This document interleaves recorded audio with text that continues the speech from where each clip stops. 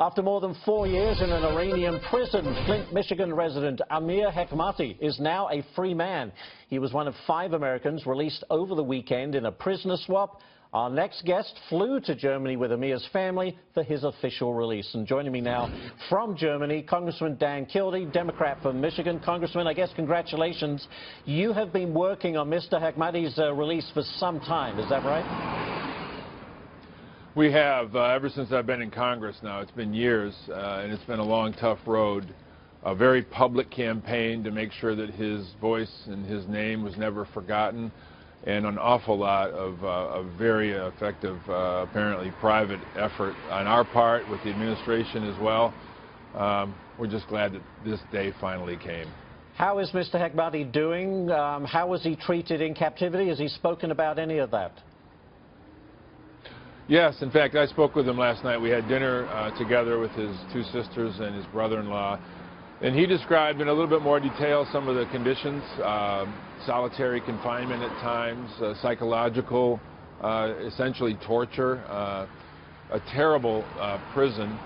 But, you know, despite that, and it's obvious that there's some trauma that he's experienced just when talking to him. Despite that, his spirit is strong. He is the young man that I had described to me by his family. He's a remarkable, thoughtful, kind, and soft-spoken guy, and he's just looking forward to getting home to his family.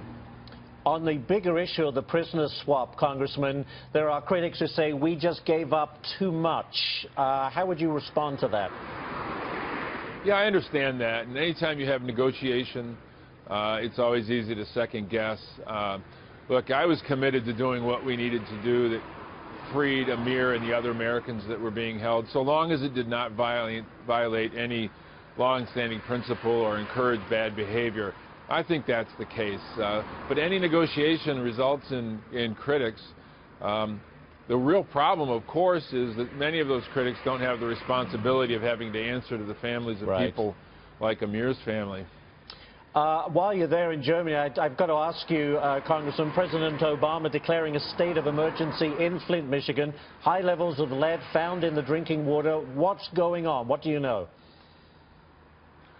Well, as a result of a decision by an emergency financial manager and really the failure of the regulatory process, Flint has had elevated lead levels for about 14 months, which is bad for the infrastructure. But the big tragedy, of course, is that young kids have been exposed to high levels of lead, and we have to make sure that the state government, perhaps with help from the federal government, can at least give those kids a chance by getting them the help they need to work through any developmental challenges that they have. It's a very sad, really tragic situation.